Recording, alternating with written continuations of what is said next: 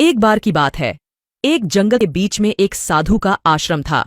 साधु बड़ा ही ज्ञानी था और उसकी शिक्षाएं दूर दूर तक मशहूर थीं। लोग उसकी बड़ी इज्जत करते थे। एक दिन एक नौजवान उसके पास आया। उसने साधु से शिष्य बनने की इच्छा जताई। वो अच्छे परिवार से था और उसने साधु की ख्याति सुनी थी।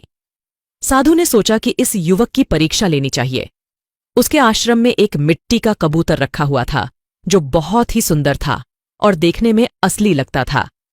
उसने वो मिट्टी का कबूतर उस युवक को दे दिया और एक अजीब सी शर्त रखी। तुम्हें इस मिट्टी के कबूतर की गर्दन तोड़नी है, लेकिन ध्यान रहे ये काम तभी करना है जब तुम्हें कोई देख न रहा हो। अगर किसी ने तुम्हें इसे तोड़ते हुए देख लिया तो समझो तुम हार गए। युवक को लगा कि ये तो बहुत ही सरल काम है और वह इसे करके जल्दी से साधु के पास वापस लौट आएगा। लेकिन उसे क्या पता था कि असली परीक्षा तो कुछ और ही थी। इस शर्त ने उसे सोचने पर मजबूर कर दिया कि आखिर साधु क्या सिखाना चाहते हैं। इस शर्त के साथ युवक आश्रम से बाहर निकल गया, जंगल की ओर चल पड़ा। इन झाड़ियों में मुझे कोई नहीं देखेगा और मैं गुरुजी का दिया हुआ काम पूरा कर पाऊंगा। किंतु उसने देखा कि झाड़ियों में छोटे छोटे कीट पतंगे और मक्खियां थीं, तो वो भी उसे देख रहे हैं। ये सोचकर वह झाड़ियों में भी मिट्टी के कबूतर की गर्दन नहीं तोड़ पाया। कुछ समय विचार करने के पश्चात उसे एक उपाय सुझा। उसने एक गड्ढा खोदा और उस गड्ढे में बैठ गया। अब उसे लगा कि मुझे कोई नहीं देख रहा है, तो उसने उस मिट्टी के कबूतर की गर्दन तोड़ने का फैसला लिया। किंतु उसे एक विचार आया कि अरे मैं तो देख रहा हूं। अगर मैं इस कलाकृति की गर्दन तोड़ दूंगा तो इस कलाकृति में जो आंखें बनी है वह मुझे देख रही है। और यही सोचकर उसने उस कलाकृति पर एक कपड़ा डाल दिया।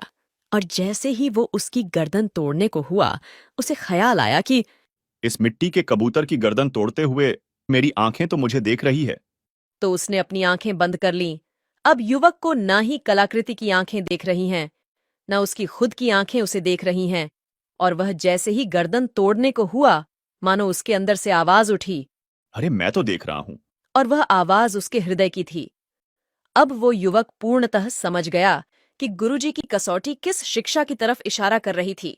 वह युवक उस कबूतर की कलाकृति को लेकर गुरुजी के पास पहुंचा। क्षमा कीजिए गुरुजी, मैं आपका दिया हुआ कार्य पूर्ण नहीं कर पाया क्योंकि हर समय कोई ना कोई मुझे देख ही रहा था। अंत में मुझे आभास हुआ कि अगर बाहरी दुनिया मुझे नहीं देख रही तो मेरे भीतर बैठी हुई अंतरात्मा तो मुझे हमेशा देख रही है। इस कारणवश मैं इस मिट्टी के कबूतर की गर्दन नहीं तोड़ पाया। हे युवक, तुम इस कसौटी में असफल नहीं बल्कि पूर्णतः सफल हुए हो। यही शिक्षा मैं तुम्हें देना चाहता था। हर एक मनुष्य को यह स्मरण होना चाहिए कि हमारे हर एक कर्म पर परमात्मा की नजर है, इसलिए कोई भी अनुचित कर्म ना करो।